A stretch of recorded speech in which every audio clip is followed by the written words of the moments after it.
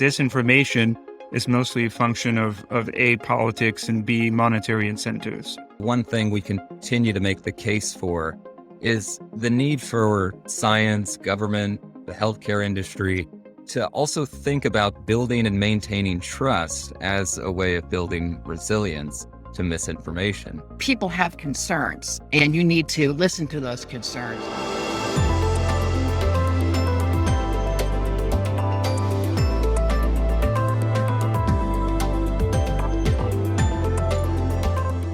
I'm Rod Hicks. For this critical conversation, we will explore causes, consequences, and strategies about misinformation and disinformation, with a particular focus on building back trust in science and institutions. You will hear the terms misinformation and disinformation. The difference is that misinformation is just something that's incorrect. Disinformation is something that is intentionally deceptive.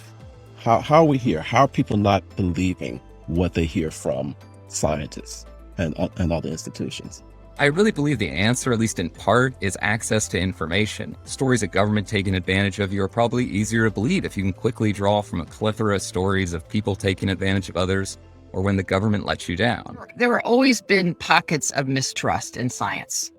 You know, the anti-vax movement long precedes COVID. A lot of research have been pivoting towards more proactive approaches, such as pre-bunking. What you want to do is give people a weekend simulation of the types of misinformation that they might encounter so that they can build up resilience beforehand. Dr. Jones, what are the major impacts of misinformation and disinformation on local communities based on your experience in Kansas City? What are some of the major impacts of misinformation, disinformation on, let's say, local communities? When you're a part of a organization like a city government agency or public health agency, your relationships with the community that you serve are everything.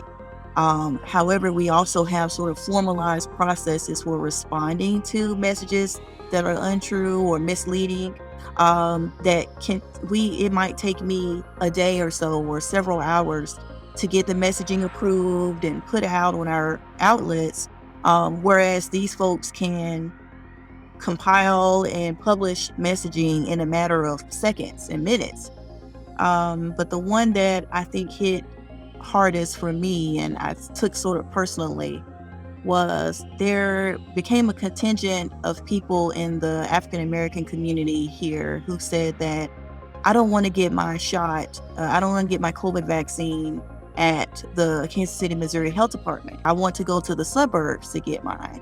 I said, why would you do that? And the response was, because I believe that if it's targeted to poor people or to where the urban population of Black Americans is, I'm going to get a subpar product. I'm the vaccine that's, going to do something negative to me. But I know if I go out there where there is a higher population of white people, then I will be able to get the right product because I know they'll protect them. What can be done to address that distrust specifically in those communities?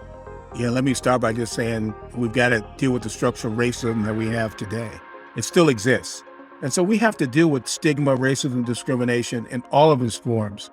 And that is really the root cause of a lot of issues where people now angry because they felt they have been disrespected, distrusted. And it creates lack of trust in a variety of settings. Scientists, what public health can do is really to double down on these tried and true practices we've used for a while, especially in HIV, these community-based participatory approaches of both gathering information, but also co-creating a solution with the community members. People who are more familiar with medical research are more likely to trust it. And that's true across, by ethnic and racial groups as well. So just having that, something being familiar to you, helps to engender trust. And so I think we need to keep that in mind when we're talking about, how do we close the gaps between the scientific community and the non-scientific community. And so the question is, what is trustworthy behavior?